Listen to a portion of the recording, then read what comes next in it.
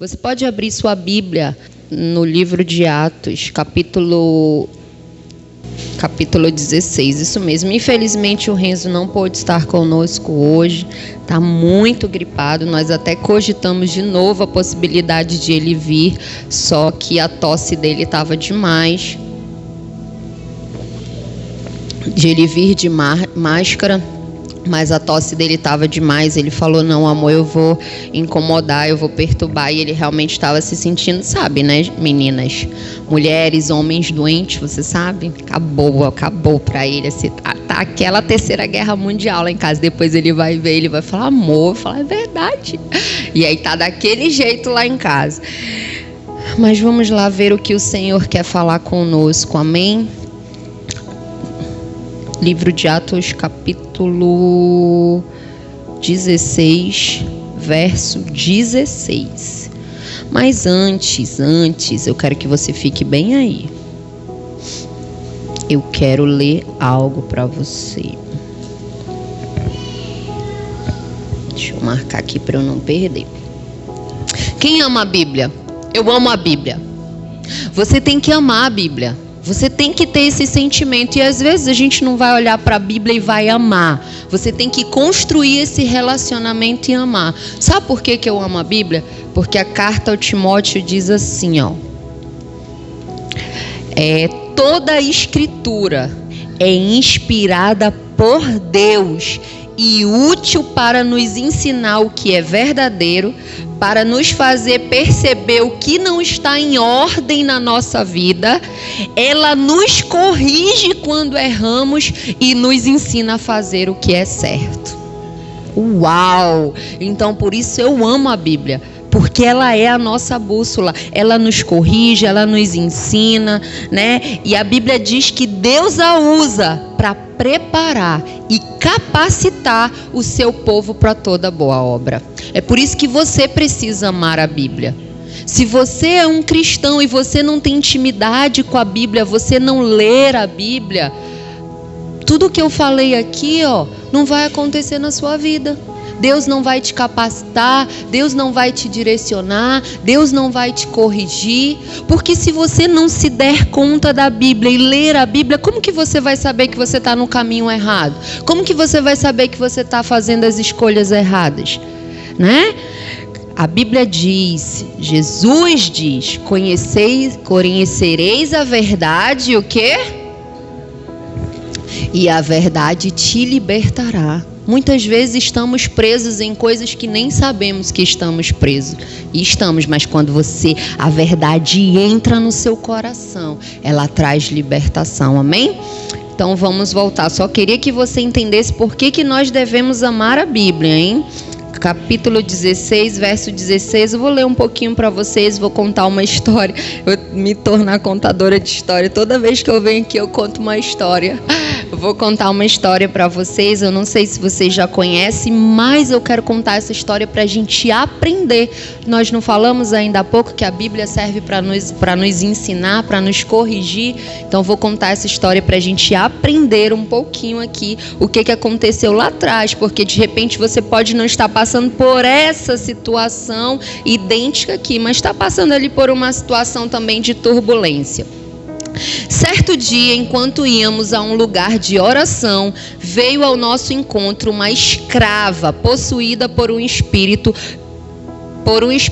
pelo qual ela predizia o futuro. Com suas adivinhações, ganhava muito dinheiro para os seus senhores. Ela seguia Paulo e a nós gritando: estes homens são servos do Deus Altíssimo e vieram anunciar como vocês podem ser salvos. Isso continuou por vários dias, até que Paulo, indignado, se voltou e disse ao espírito dentro da jovem: eu ordeno em nome de Jesus Cristo que saia dela. E no mesmo instante o espírito a deixou. Quando os senhores da escrava viram que suas expectativas de lucro haviam sido frustradas, agarraram Paulo e Silas e os arrastaram à presença das autoridades na praça do mercado. estes judeus estão tumultuando a cidade. Gritaram para os magistrados. Eles ensinam costumes que nós, romanos, não podemos seguir, pois contrariam nossas leis. Logo, uma multidão revoltada se juntou contra Paulo e Silas, e os magistrados ordenaram que os dois fossem despidos e açoitados com varas. Depois de serem severamente açoitados, foram lançados na prisão. O carcereiro recebeu ordens para não os deixar escapar. Por isso os colocou no cárcere interno, prendendo-lhe os pés no tronco. Por volta da meia-noite, Paulo e Silas oravam e cantavam hinos a Deus, e os outros presos ouviam. De repente, houve um forte terremoto, e até os alicerces da prisão foram sacudidos. No mesmo instante, todas as portas se abriram e as correntes de todos os presos se soltaram. Quando o carcereiro acordou, viu as portas da prisão escancaradas. Imaginando que os prisioneiros haviam escapado, puxou a espada para se matar. Paulo, porém, gritou: "Não se mate, estamos todos aqui." O carcereiro mandou que trouxessem luz e correu até o cárcere, onde se prostrou, tremendo de medo diante de Paulo e Silas. Então eles o levou para fora e perguntou: "Senhores, o que eu devo fazer para ser salvo?" Eles responderam: "Creia no Senhor Jesus e você e sua família serão salvos." Então pregaram a palavra do Senhor a ele e a toda a sua família. Mesmo sendo tarde da noite, o carcereiro cuidou deles e lavou suas feridas. Em seguida, ele e todos os seus foram batizados. Depois levou-os para sua casa e lhes serviu uma refeição. E ele e toda a sua família se alegraram porque creram em Deus. Na manhã seguinte, os magistrados mandaram os guardas ordenarem ao carcereiro: "Solte esses homens." Então o carcereiro mandou dizer a Paulo: "Os magistrados disseram que você e Silas estão livres. Vão em paz."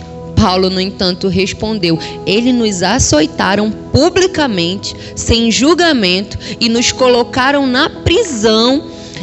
E nós somos cidadãos romanos. Agora querem que vamos embora às escondidas? De maneira nenhuma. Que venham eles mesmos e nos soltem." Os guardas relataram isso aos magistrados, que ficaram assustados por saber que Paulo e Silas eram cidadãos romanos. Foram até a prisão e lhe pediram desculpas. Então os trouxeram para fora e suplicaram que deixassem a cidade. Quando Paulo e Silas saíram da prisão, voltaram para a casa de Lídia. Ali se encontraram com os irmãos e os encorajaram mais uma vez. Depois partiram. Amém? Eu não sei se sempre falo isso, né? Se você é como eu, mas se não, eu te motivo a ser, quando você lê uma história na Bíblia, você ir lá para dentro dessa história, né? E eu, estudando essa história hoje pela manhã, perguntando ao Senhor o que o Senhor queria tratar conosco, e eu consegui ir lá, e eu quero falar para você o que está acontecendo aqui. Paulo está numa cidade chamada Filipo. Ele vai fazer a segunda viagem missionária dele, e ele está nessa cidade, e todas as vezes que ele vai orar, que eles se reúnem, porque lá não tinha uma sinagoga, não tinha uma igreja, o evangelho estava sendo implantado ainda naquela cidade. Aquela cidade era a primeira cidade do continente europeu a receber o evangelho, então o evangelho estava sendo implantado naquela cidade. E aí quando Paulo chega lá, a Bíblia conta que todos os dias ele está lá, indo para o momento dele de oração, e vem uma mulher atrás dele falando, que aqueles homens, porque ele andava com outros homens, aqueles homens sabiam o que você podia fazer para ser salvo. E aquela mulher importuna Paulo por vários dias, até que ele se indigna e vai lá e manda o espírito que está dentro dela. Aquela mulher, ela trabalhava com adivinhação.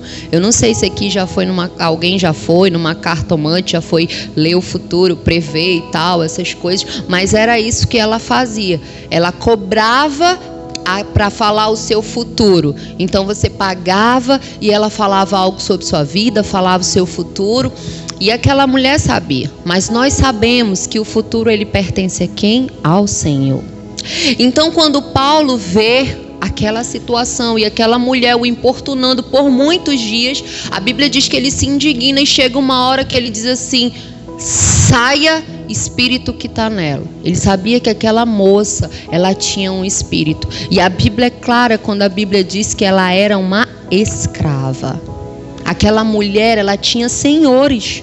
Ela tinha senhores. Ela trabalhava e olha só, quem ficava com dinheiro, quem se aproveitava da sua escravidão, porque ela estava possuída por um espírito que trazia lucro, eram os senhores dela.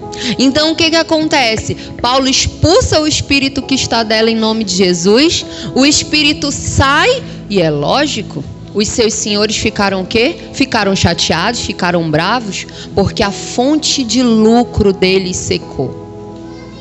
E quando eles viram aquilo, aquela mulher que de repente é uma escrava, trazia aquele dinheiro para eles, trazia aquele lucro, e aquela mulher não faz mais isso, eles ficam muito bravos, revoltados, arrastam Paulo e Silas, né, lá para o meio da praça, lá para os magistrados, porque Filipe ele era uma colônia de romanos, onde muitos romanos, a história conta que às vezes eles se aposentavam e iam morar lá. Então tinham muitos romanos. E ele pega, arrasta aqueles dois lá na frente dos magistrados e fala: olha, esses dois judeus aqui, eles estão importunando a cidade, estão ensinando coisas que nós romanos não fazemos. E aí, óbvio, sem serem escutados nem nada, aquele furdunço todo, um monte de gente se une lá e começa a criar o alvoroço. E aí os magistrados mandam Paulo e Silas serem açoitados com vara. Não bastava só bater, tinha que despir. Mandaram despi-los também. Pode tirar a roupa, pode pegar a vara e pode bater. E aí? E nessa situação? O que Paulo e Silas fizeram de mal para serem açoitados, para serem humilhados, para serem presos? Diante dos nossos olhos nada, porque aquela mulher era uma escrava. Porém, para os seus senhores, para os senhores dela, ele cessou a fonte de lucro daqueles homens. E por isso eles ficaram revoltados e levaram Paulo diante dos magistrados. Mas o que acontece? Paulo e Silas são açoitados, a Bíblia diz que severamente.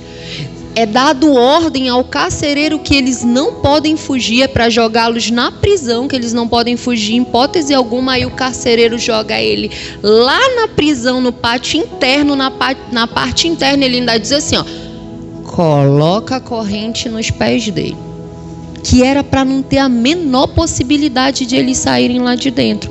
Por quê? Porque naquela época, se um preso escapa, o carcereiro ele era morto. Ele era humilhado, ele era espancado, ele era morto. Então o carcereiro sabia a responsabilidade que ele tinha de não deixar aqueles dois prisioneiros saírem daquele lugar.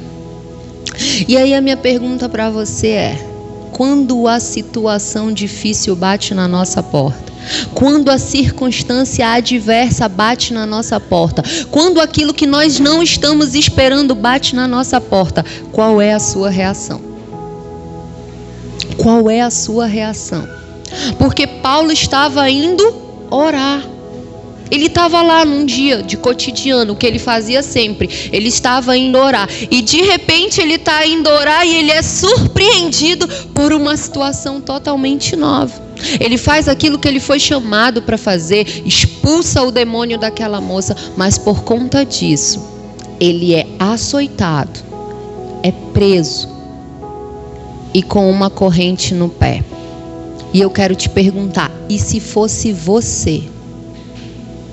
Porque quando a Bíblia diz que a palavra de Deus, ela serve para nos ensinar, para nos direcionar, para nos corrigir, para mostrar aquilo que está errado na nossa vida, quando a gente lê algo assim que é verdade, que aconteceu, a gente tem que olhar para a gente e dizer assim: e se fosse eu faria o quê? Eu sei o que eu faria. E é bom não falar aqui porque fica feio, entendeu? Eu sei o que eu faria. Mas a Bíblia conta no verso seguinte que por volta da meia-noite, Paulo e Silas oravam e cantavam hinos a Deus e os outros presos ouviam. Sabe, igreja, é uma mentira.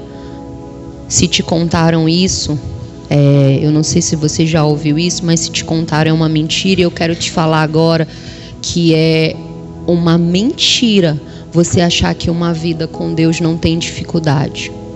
Às vezes a gente passa por situações e a gente diz: poxa, meu Deus, eu estou exatamente aonde o Senhor me mandou. Eu estou fazendo exatamente o que o Senhor me mandou fazer. E por que isso está acontecendo na minha vida? Se a gente for para um pouquinho antes da história, lá no verso... Você não precisa ir lá no verso 9, você vai ver que Paulo estava querendo ir para um outro lado. Só que aí o Espírito Santo não deixa ele ir, impede ele ir para o outro lado. Ele vai dormir, ele tem um sonho, ele tem uma visão, e nesse sonho aparece um homem falando para ele: Paulo, por favor, venha para Macedônia nos ajudar. Um homem chamando Paulo para ir à Macedônia. Então, quando ele acorda, ele entende que aquele sonho é do Senhor, que há um chamado para eles lá, e eles partem para Macedônia. Sabe, eu fico imaginando que o que fizeram Paulo e Silas cantarem louvores, orarem, adorarem. E eu me peguei pensando: a certeza de quem me mandou para cá. Se eu estou dentro dessa prisão, se eu fui açoitado, se eu estou acorrentado, eu posso não estar entendendo nada, mas eu tenho a certeza de quem me mandou. Paulo sabia que Deus havia mandado ele para aquele lugar. E muitas vezes passamos por situações ruins na nossa vida e estamos exatamente onde Deus nos mandou. Deus mandou você para cá, você está exatamente lá, e você tudo dá errado. Quando resolve uma coisa, aparece outra. Quando eu ajeito uma, quebra a outra. E as coisas parecem que não funcionam, e as circunstâncias adversas chegam na nossa vida. E o que a gente faz? Eu não sei vocês, mas muitas vezes eu reclamo. Eu falo: poxa, meu Deus. E o pior é quando entra a comparação. Falar assim: mas o fulano tá lá tendo a vida dele. Tá. Eu que te escolhi, eu tô aqui. O pior é quando entra a comparação. Aí a comparação é aquele tiro certeiro. Porque o Senhor falou para mim: Carla, você não pode pensar como os outros pensam. Você tem a mente de Cristo. Você tem que entender que eu sou intencional. Quando eu te mando para um lugar e você está exatamente onde eu quero que você esteja, tudo que acontecer com você naquele lugar sou eu. Só que a gente não quer sofrer. Quem é que quer sofrer? Quem é que gosta de sofrer? Quem é que gosta de ter uma dorzinha assim, ó, cortar o dedo com uma faca, ter uma dorzinha, um sanguezinho? Quem é que gosta? O meu marido já está um pouco sem paciência por causa da gripe dele, né? E eu falei para ele: amor, a gente não gosta de estar nessas situações, a gente não gosta. E qual é a atitude do ser humano quando ele está numa situação de dor, de problema?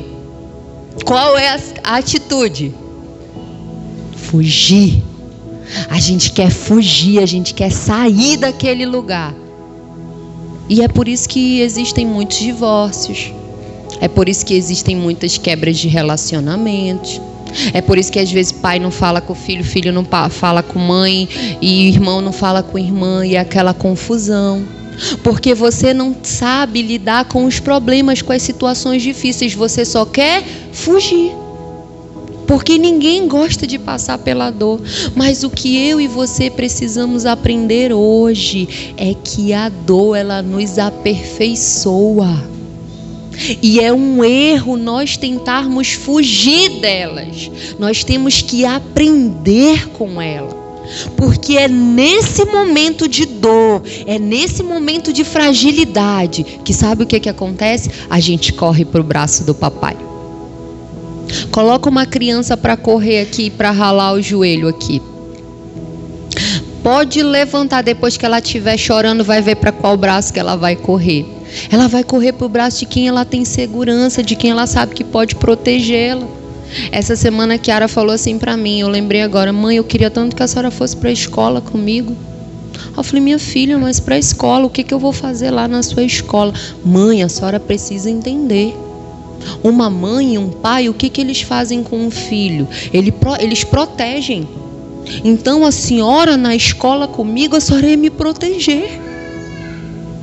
Porque é isso que a criança, ela entende, que o pai e a mãe, eles são uma proteção. E a gente corre para o braço no momento de dor de quem pode nos proteger, nos ajudar. Ah, Carla, mas tem gente que nem assim, nem na dor, nem no último, corre para os braços de Deus. É verdade. É verdade. Jesus morreu por todos, para que todos fossem salvos. Todos vão ser? Não. Infelizmente não. Mas ele morreu por todos. Mas todos vão ser? Não. Não vão. Porque o ser humano, ele tem uma natureza caída, pecaminosa. E essa natureza tem uma palavrinha chamada assim, ó, que não tem um de nós que não tenha, ou que não tenha tido um dia na vida. Chamada orgulho. Orgulho. E o orgulho, ele nos afasta de Deus. Ele nos afasta de Deus. Então, naquele momento, Paulo e Silas ensinam algo para mim e para você quando nós estivermos num momento de dor, num momento de dificuldade, numa circunstância adversa. Sabe o que você faz? Você ora e você canta louvores ao Senhor. Você ora e você canta louvores ao Senhor, sabe por quê? Porque isso mostra que você não se move por aquilo que você está vivendo, mas você se move por quem te escolheu e te mandou ir para aquele lugar. Deve ter doído a surra. Eu não vi, mas eu imagino. Despido ainda com vara, deve ter doído. Eu ia estar super me sentindo injustiçada. Deus, como é que é? Eu venho para cá, eu estou fazendo tua obra. O senhor está vendo aí, porque naquela época não tinha carro, não tinha nada, né? Não tinha celular. Eu estou aqui, eu estou sem fazer as unhas, estou sem fazer minha escova, estou andando de um lado para outro, pregando de cidade em cidade, e eu chego aqui e é isso que fazem comigo? Não, o senhor está de brincadeira comigo. Eu só posso, eu ouvi errado, o sonho foi errado, eu entendi errado. E provavelmente ia ficar revoltadíssima. Mas a Bíblia fala que Paulo e Silas começaram a cantar louvores e começaram a orar. Porque nos nossos momentos de dificuldade, se nós tivermos a certeza de quem pode nos proteger, assim como um filho corre para um pai, nós vamos correr para ele. E quando você corre para ele, você vai começar a falar com ele, você vai começar a orar, e o Espírito Santo vai começar a trabalhar em você, e quando você vê, você já está adorando ao Senhor, adorando ao Senhor, porque você vai ver que não é por aquilo que você está vivendo, mas é por quem Ele é. E foi isso que Paulo e Silas fizeram na prisão. No meio de toda aquela situação angustiante, no meio de toda aquela situação adversa, sabe o que eles fizeram? Eles oraram e cantaram louvores. Enquanto muitos de nós maldizem, enquanto muitos de nós ficam blasfemando contra o Senhor, enquanto muitos de nós descontam na nossa esposa, no nosso marido. Ah, porque tá vendo, nada dá certo, porque não sei o quê, porque não sei o quê, porque eu não entendo, porque eu tô passando por isso, e desconta nos filhos, desconta em tudo. Eles poderiam ter passado a noite lá, ei, tira a gente daqui, a gente não fez nada. Eles poderiam até ter falado, ei, fala que nós somos cidadãos romanos. Mas não, eles se submeteram. Eles se submeteram. E eu e você, nós não queremos nos submeter. Nós não queremos um Deus que provoca a dor. Nós só queremos um Deus que passa a mão na nossa cabeça, que diz que tudo está certo, está tudo bem, você vai conseguir, você vai vencer, você vai, e é assim mesmo. E aí quando Deus vem com a vara, a gente, opa, a vara não, pai. Aí não. Nós não nos submetemos ao tratamento que o Senhor quer fazer nas nossas vidas. E nós ficamos ali, guerreando com Deus, guerreando. Eu já contei isso aqui. Eu passava por situações e eu ficava ali, fazendo a minha vontade. Tá. 1 dia, 2 dias, 5, 7. Quando chegava no 7, minha irmã, quebra de braço com Deus. Quando chegava no 7, eu não aguentava. No 7º, eu dizia, não dá mais. Aí eu corria pro meu banheiro, começava a chorar. Deus, por favor, Deus. Sabe, depois de repetir isso por tantas vezes, eu disse assim, pera lá. Toda vez eu fico guerreando com Deus e no final das contas eu corro para Ele. Passa 7, passa 10 dias, mas lá tá eu. Não é melhor me submeter logo e às vezes nem passar 7, 10 dias e Deus já tratar logo comigo o que Ele quer tratar? E aí eu comecei a fazer o caminho inverso. Eu comecei a falar, tá, Senhor, o que eu preciso aprender aqui? O que está errado? E o Senhor começou a me falar. Porque quando você busca o Senhor vai começar a falar para você. E quantas chaves o Senhor me entregou. E eu lembro que uma dessas ele falou assim, escute, as mesmas atitudes, os mesmos resultados. Enquanto, minha filha, você ficar fazendo a mesma coisa do mesmo jeito, você vai ter os mesmos resultados. Você quer resultados diferentes, mas você tem as mesmas atitudes há anos. Você quer mudança no seu casamento, mas você não muda. Você quer ser tratada de um jeito melhor, mas você não trata. Então, enquanto você tiver as mesmas atitudes, você vai ter os mesmos resultados. Aí isso era logo no 1º, no 2º dia. Aí eu, ok. Então eu tenho que correr, tenho que mudar, tenho que fazer. Sabe? Mas não, a gente fica se maldizendo. A gente fica reclamando do Senhor. Quando nós voltarmos o nosso coração para o Senhor, para nos humilhar diante dEle e entender que estamos errados, o Senhor vai vir. Há uma promessa na Bíblia, Ele diz, eu virei e eu sararei a sua terra. O problema é que a culpa é sempre do outro, nunca é sua. Não, porque se não fosse ela, toda vez ela faz a mesma coisa. Eu já falei 10 vezes. Não, porque se não fosse ele, não, essa situação não existia na minha vida. Porque se não fosse ele, sempre é a culpa do outro. Se não fosse o chefe, se não fosse o marido, se não fosse o filho, se não fosse a faculdade que eu não tenho, se fosse esse emprego que eu não quero. E a culpa nunca é sua. Nunca é sua. Eu já contei isso aqui, que foi uma das frases mais difíceis que eu ouvi. Foi quando a minha mãe falou, minha filha, você tem que avaliar a sua vida e ver se a culpa não é sua. Porque você casou uma vez e não deu certo. Você casou a segunda, você falou para mim que era totalmente diferente e não deu certo. E agora? E agora o meu pai já estava falando para mim que eu podia casar a terceira. Mas o Senhor teve misericórdia da minha vida. E foi tão difícil ouvir aquilo da minha mãe. Só que eu parei para pensar. Vou pensar. Sabe?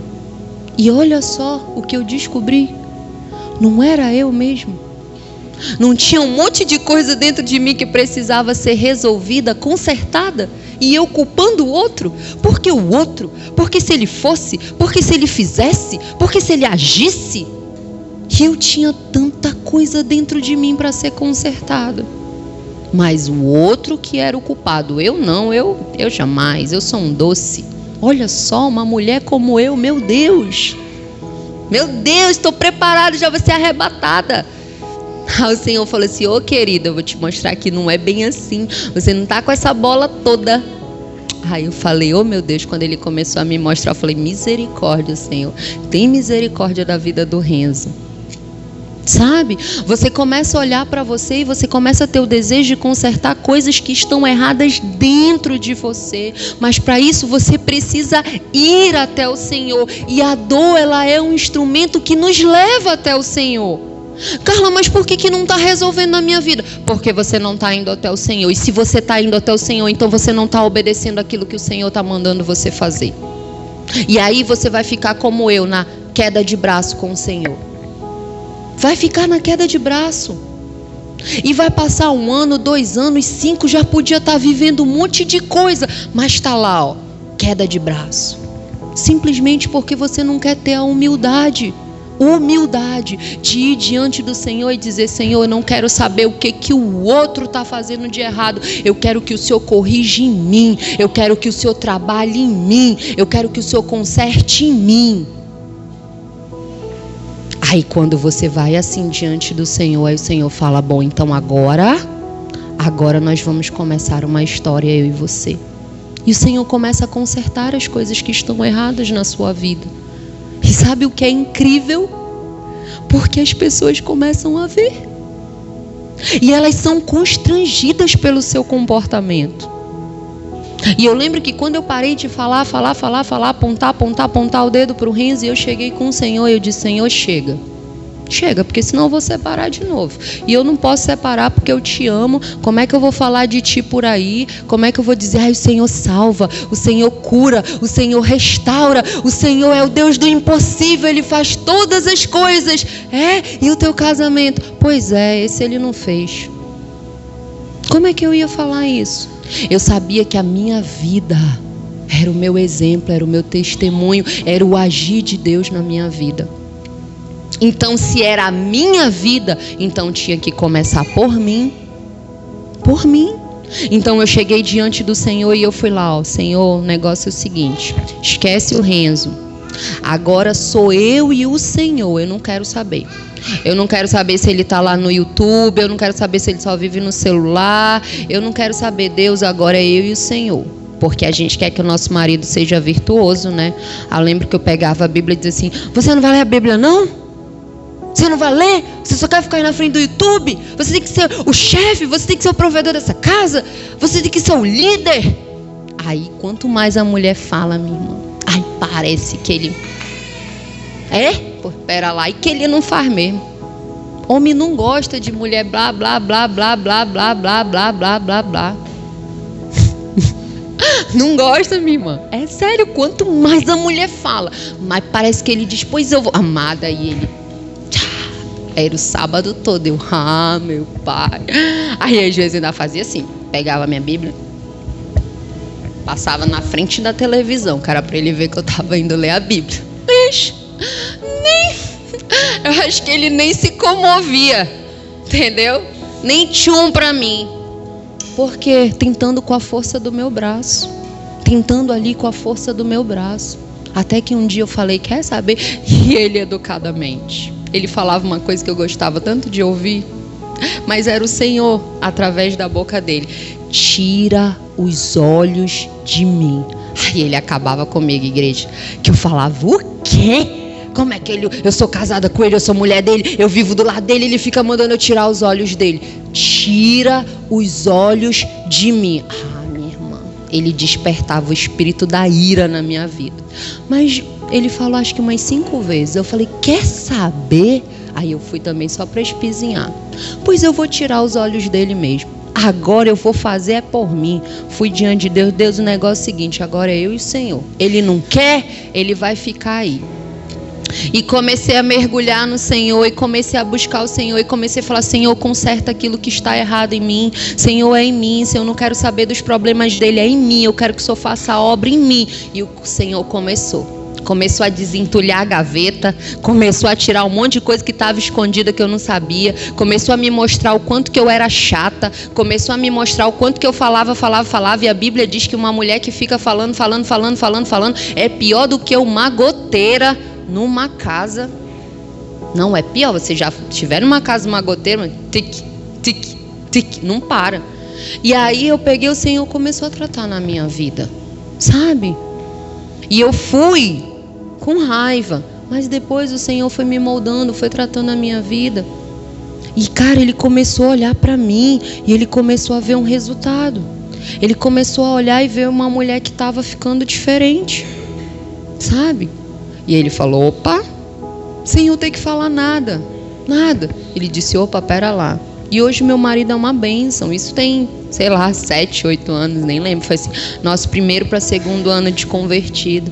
Meu marido é uma bênção. Hoje ele ministra na minha vida. Antes de eu vir para cá, ele tá lá tossindo, meu amor, vem cá, o que tu acha disso? Ele é uma bênção hoje, mas nem sempre foi assim. Sabe? Um dia eu assumi a autorresponsabilidade. Igreja, se você quer chegar em algum lugar, qualquer lugar na sua vida, assuma a autorresponsabilidade. Sabe? Pare daquele negócio de, eu briguei com ela porque ela fez isso comigo. Não, você brigou porque você escolheu brigar. Eu briguei com ele, eu falei torto porque ele me tratou torto. Não, você falou porque você escolheu. Porque a decisão do outro, a atitude do outro, ela não tem que influenciar aquilo que você vai ser. Você tem que escolher a pessoa que você quer ser. Você tem que escolher ser parecido com Jesus e não o outro. E aí algo milagroso acontece. O outro começa a ser constrangido pelo seu comportamento. Ele começa a ser constrangido porque ele começa a ver uma mudança em você. E aí ele falou, opa, tem algo aí. E o mesmo Espírito que está em você, aquela mesma atmosfera, ela vai alcançar o outro. Porque o Evangelho é isso. É boas novas, ele vai se disseminando. Mas sabe qual é o nosso problema? Queremos fazer a obra no outro sem antes fazer em nós. E hoje você precisa entender, Carla, mas está difícil. Ora e começa a cantar louvores, começa a entoar louvores para o Senhor, começa a falar para o Senhor o quanto que Ele é importante para você, o quanto que você precisa dele. Mas eu vou falar uma coisa para você, enquanto você estiver com seu coração orgulhoso, querendo fazer as coisas do seu jeito, você não vai sair do lugar. Vocês já viram um ratinho de laboratório que fica ali, naquela roda gigante, e ele roda, e ele não sai do lugar. E passa ano, sai ano, e a sua vida parada. E olha só, de quem é a culpa? Eu quero que você seja sincero, de quem é a culpa no final das contas, quando você olha a sua vida parada, você fala assim, Deus, tu não me ama. Deus não é para mim mesmo. Deus e no seu... Deus? Mas Deus tem o melhor para você. Mas Deus tem tudo de bom.com. Eu falei na célula, tudo que Deus fez foi para os filhos dele. A picanha, o carro, a casa, tudo de bom que tem aí é para nós usufruirmos. Ele tem o melhor, mas você não quer se submeter ao processo dele. Você quer que o outro, e você quer fugir. Então Paulo e Silas, eles nos dão aqui um exemplo do que fazer. Eles oraram e foram cantar louvores. E o que aconteceu com as atitudes? O que aconteceu com a atitude dele? Os presos ficaram impressionados. Sabe por quê? Porque quando você muda a sua atitude, pessoas ao seu redor são impactadas. Quando você muda a sua atitude, milagres acontecem. Aí você às vezes conversa com algumas pessoas e você fala, meu Deus, mas o que você fez? Como é que você conseguiu isso? Ela fala assim, não, eu só mudei minha atitude. Eu só mudei a estratégia, eu só mudei a atitude. Quando você muda a atitude, você tem o quê? Um resultado diferente. Então eu só mudei a minha atitude. E aí outras pessoas naquele lugar foram impactadas. E aconteceu o quê? Aconteceu um milagre. Houve um terremoto. E a Bíblia diz que as portas da prisão se abriram. E não só as portas, as correntes de todos os presos se abriram. E aí cá entre nós, a gente está preso, tem um terremoto, a porta da prisão abre, a corrente abre, a gente foge, bora embora daqui. Mas eles não fugiram. Eles não só não fugiram, como nenhum preso que estava lá fugiu. Só que o que aconteceu? O carcereiro acordou. E no escuro, né? Quando o carcereiro acorda, ele vê todas as portas das prisões, das celas abertas. O que ele faz? Ele pega a espada e ele fala: prefiro me matar do que ir para a mão dos magistrados e passar pela humilhação e eles me matarem. Prefiro eu me suicidar. E quando ele pega a espada, ele vai tirar a própria vida dele. Paulo grita de lá: ei, faz isso não. Tá todo mundo aqui. Ninguém fugiu do processo, não. Tá todo mundo aqui, ninguém correu. Sabe o que é as portas se abrirem e as correntes se abrirem? Sabe o que é? É a oportunidade de você correr. O divórcio é a oportunidade de você correr. O adultério é a oportunidade de você correr, de você fugir do problema. A grosseria é a oportunidade de você correr. A pornografia é a oportunidade de você correr. Você pode correr. Abriram as celas, abriram-se as correntes. Vai, você está livre. Livre não. Livre não. Você está fugindo. Mas quem teme ao Senhor não foge, permanece, porque sabe que se foi Ele vai resolver. Então as portas abertas, as correntes abertas são a sua oportunidade. São a sua oportunidade. É a minha oportunidade. De quê? De culpar o outro. É a minha oportunidade de culpar o outro. Não deu certo. Pois é, não foi por mim, foi por ele. Ele era assim, assim, assim, assado, frito. Ixi, nem. Só que quem fica, quem permanece, vive o milagre.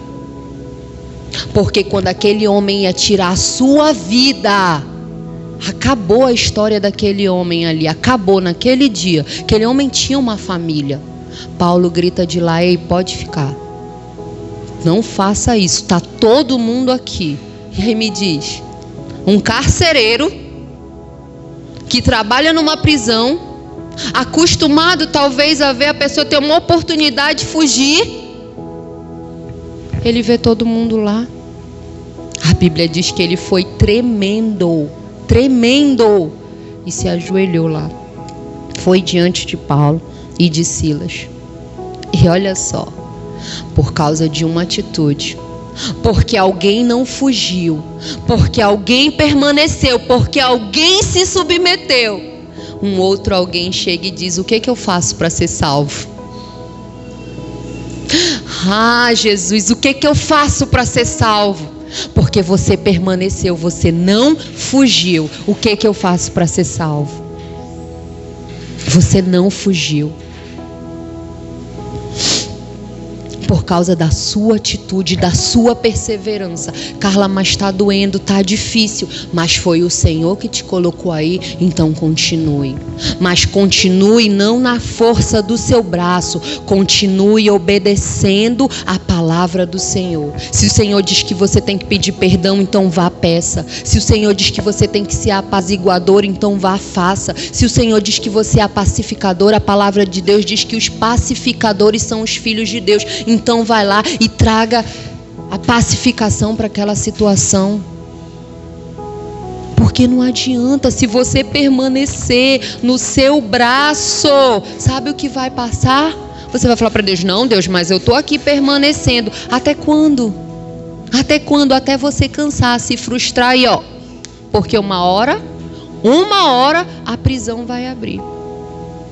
Mas se você permanecer com o Senhor, e que Paulo e Silas nos ensina que nas situações adversas, eu e você temos que permanecer com o Senhor. E como que a gente permanece com o Senhor? Falando com Ele, ouvindo a voz dEle, cantando louvores para Ele. Louvores são orações. Por isso que nós temos que ter cuidado com o que ouvimos, com o que falamos, porque louvores são orações. Quando você levanta a sua mão e você diz: para te adorar eu vivo, foi para a tua glória que eu nasci. Você está trazendo aquilo para a sua vida, porque a palavra de Deus diz que as palavras que saem da sua boca, ela tem poder. E aí aquele carcereiro chega e fala assim para ele: o que eu faço para ser salvo? Aí ele começa a falar para ele: o que você faz?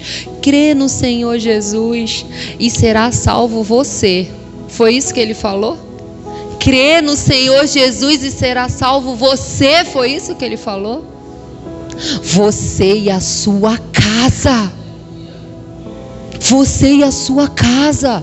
Porque se o verdadeiro evangelho entrar na sua casa, através da sua vida, através da sua submissão com o Senhor, através da sua obediência, é você e a sua casa que vão ser salvos. É você e a sua casa.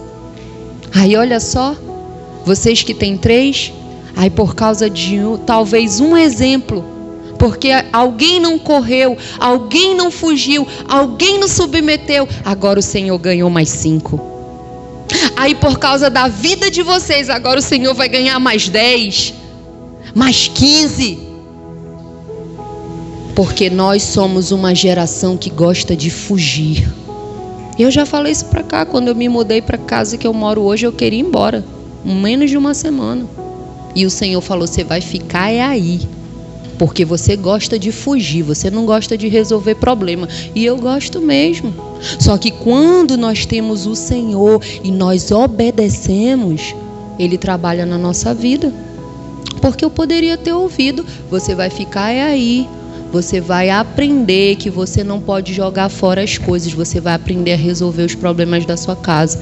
Eu poderia ter falado assim: amor, o negócio é o seguinte, eu não vou conseguir morar aqui nessa casa, pra mim não dá, e bababá, vamos arranjar outra. E poderia ter feito da vida do Renzo um inferno até a gente se mudar. Eu me submeti, eu obedeci, não, eu tomei as minhas atitudes e eu vou receber as consequências pelas minhas escolhas. Nós queremos fazer a nossa vontade do nosso jeito. E quando chegam as consequências, aí a gente: não, Senhor, aí eu não quero. Sabe? E toda a família daquele carcereiro foi salva. As suas atitudes impactam a vida das outras pessoas. Aquilo que você é impacta, as pessoas olham para você. Às vezes você pensa: ninguém presta atenção em mim. Ninguém presta atenção em mim. Eu posso fazer o que eu quero, eu posso falar o que eu quero. Sempre tem alguém prestando atenção em você. Sempre tem alguém prestando atenção em você, nem que seja o diabo. Ele diz que fica rodeando a terra, né? Quando ele vai lá com o Senhor. Sempre tem alguém prestando atenção em você. Então, leve isso para a sua vida. As minhas atitudes impactam a vida das outras pessoas. Que responsabilidade nós temos. E a nossa responsabilidade duplica. Por quê? Porque somos cristãos. Porque temos que viver no padrão do céu, no padrão de Deus. E o padrão de Deus é alto, é elevado, não é para qualquer um. Por isso que eu amo Jesus. Porque Jesus não obriga ninguém a seguir Ele. Ele não obriga. Ele fala assim: vem cá, bater um papo sério. Tu quer me seguir? Tu quer ser meu discípulo? Deixa eu te falar uma coisa, eu não tenho nem onde recostar a minha cabeça. É isso mesmo que tu quer? Tu já orçou? Porque quando tu vai fazer uma obra, tu orça, tu vê quanto é o tijolo, a areia, o cimento. Tu já orçou tudinho? Tu já viu se vale a pena? Se tu orçou, tu viu que vale a pena, então vem. Porque eu não me agrado daqueles que retrocedem. Eu não me agrado. Mas se tu já orçou, vem. Sabe?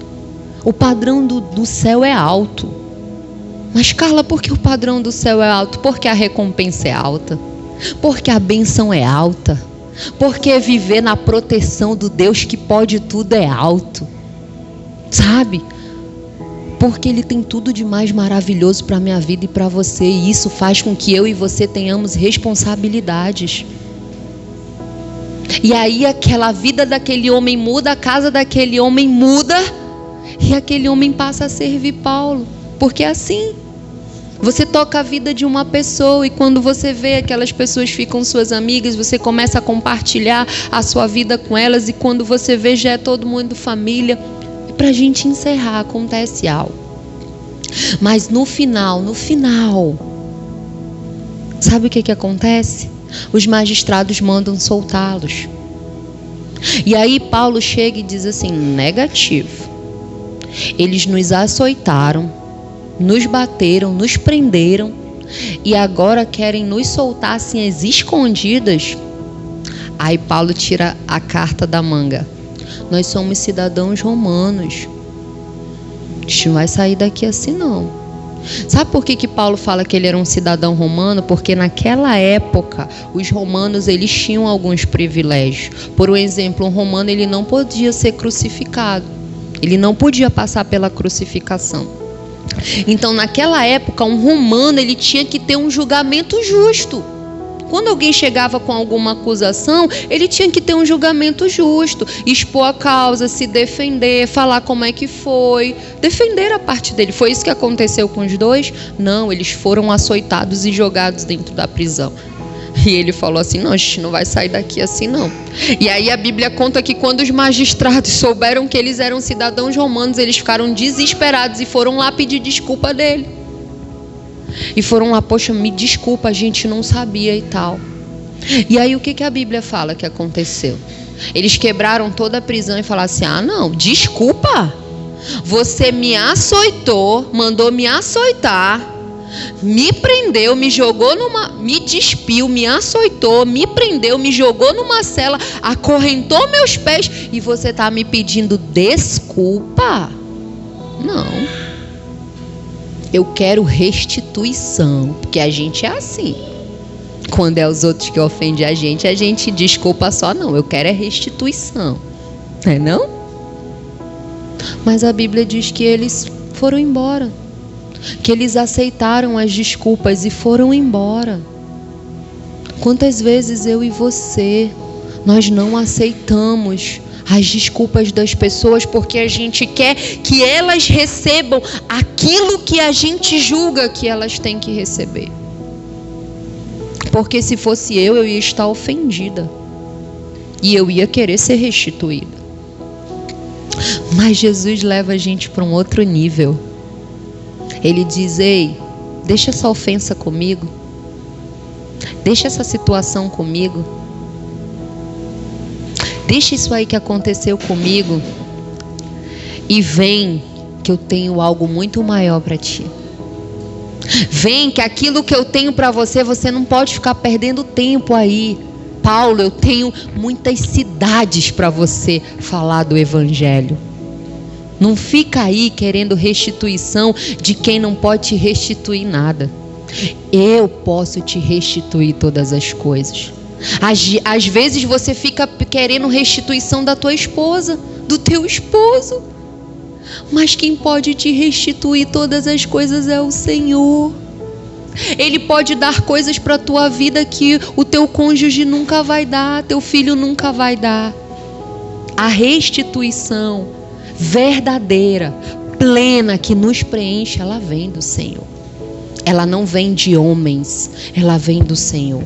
Então Jesus ele eleva o nível quando ele diz, quando te derem um tapa de um lado, sabe o que você faz? Você vira o outro. Deixa o tapa comigo. Jesus sabe como tratar cada um. Você não sabe, eu não sei, mas Ele sabe. Amém, igreja? Você pode ficar de pé.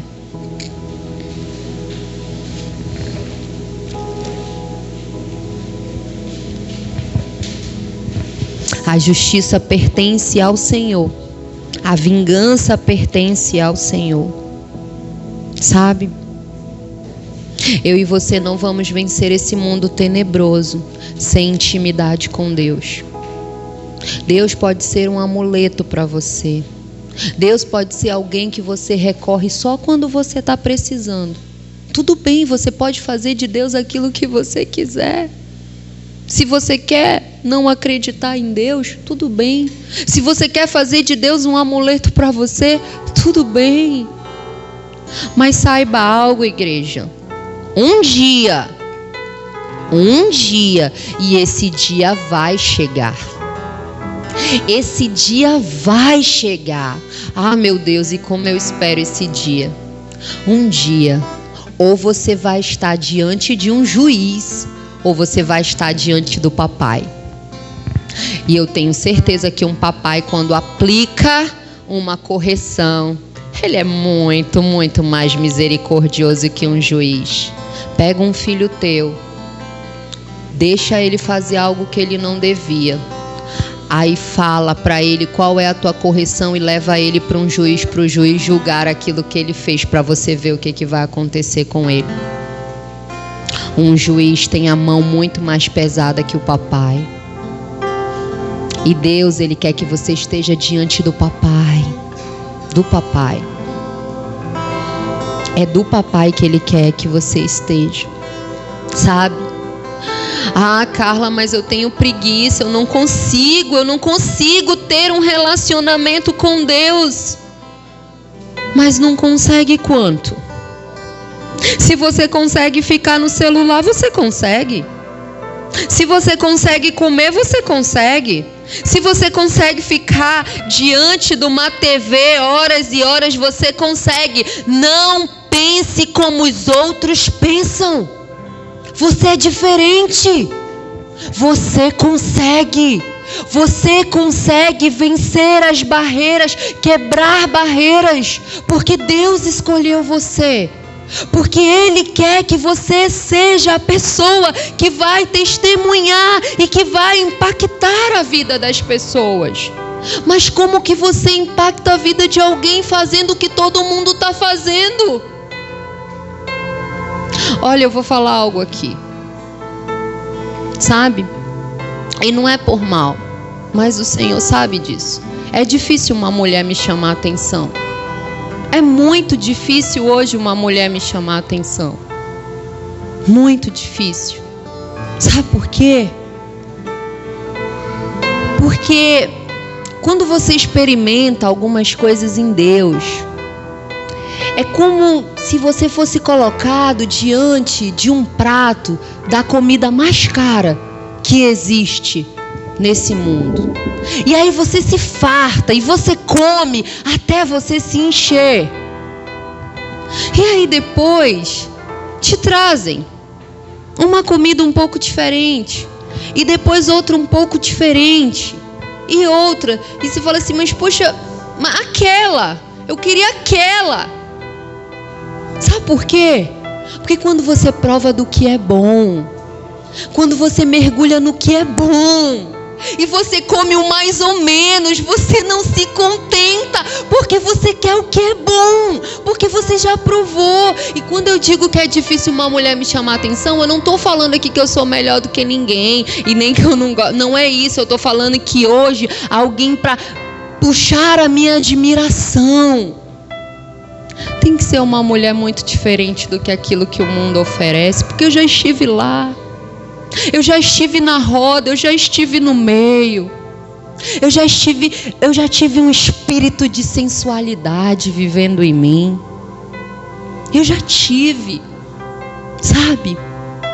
Então hoje, para uma mulher me chamar a atenção, ela tem que ter uma essência que exala de dentro dela.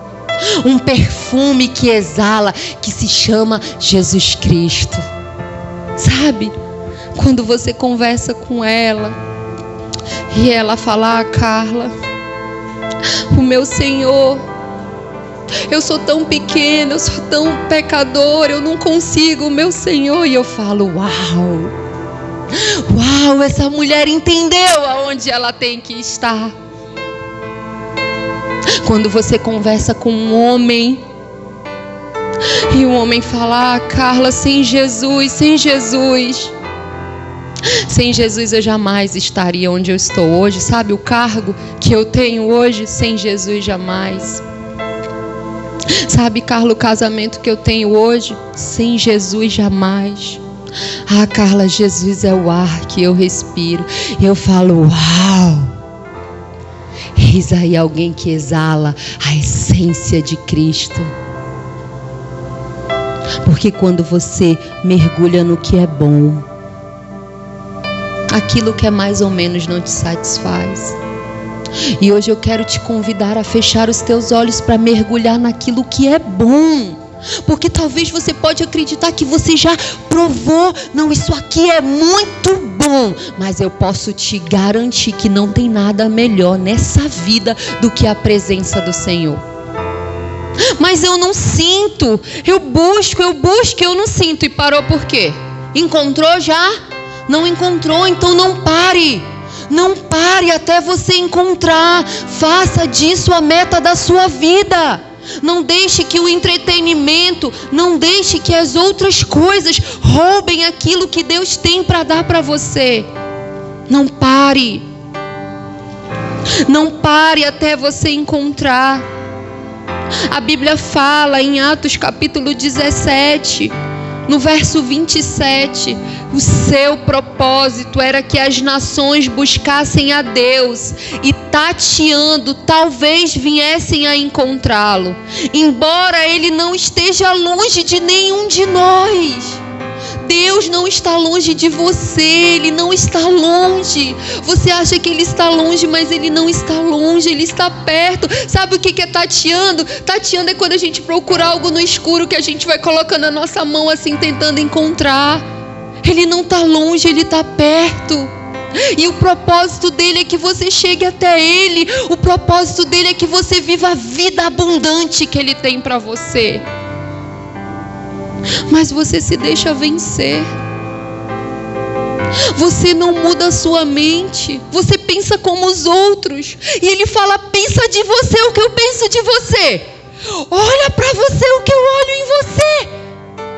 Mas você pensa como os outros. Você não vai vencer se você pensar como os outros. Se nós não transformarmos a nossa mente, nós não vamos poder aproveitar e usufruir da boa, perfeita e agradável vontade de Deus.